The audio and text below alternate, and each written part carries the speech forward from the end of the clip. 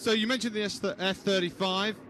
That's obviously the eagerly anticipated by fans of this kind of thing. Do you think we'll get a chance to see that Farnborough next year?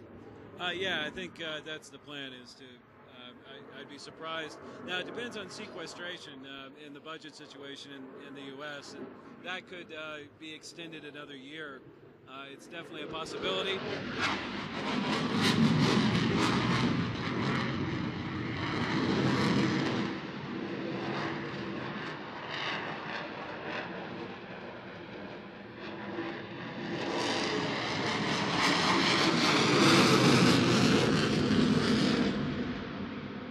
On the other hand, the UK.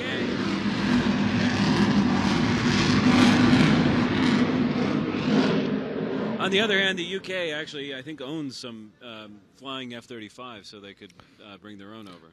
Yeah, I suspect the Air Force, the Royal Air Force, will be really keen to showcase that new aircraft. Yeah. Now, the difference between an aircraft like the F-35 and this aircraft, one is, of course, the external stealth features for radar detection.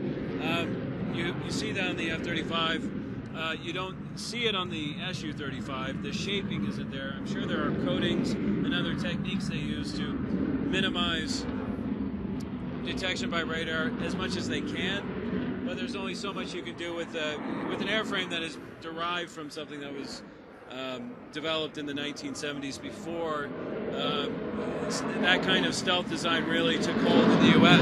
Yeah. It obviously is a twin-engine aircraft. The F-35 is single-engine. On the sensor side, this has a passively electronically scanned array radar. The F-35 is active electronically scanned array radar. So it's a bit more sophisticated, another generational leap. But it's, in many ways, though, especially in low-speed handling and in a dogfight, you have to like the Su-35's chances. Yeah.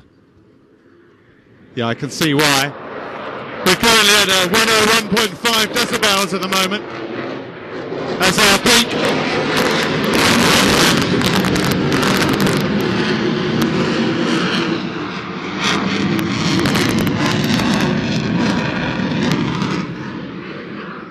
I think the decibel meter has gone deaf.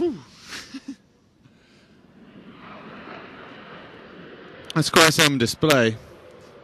That's as he comes into land over the top of the chalet row.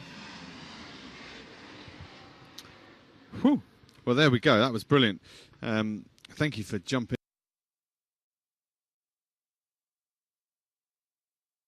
There we go. That was brilliant. Thank you for jumping.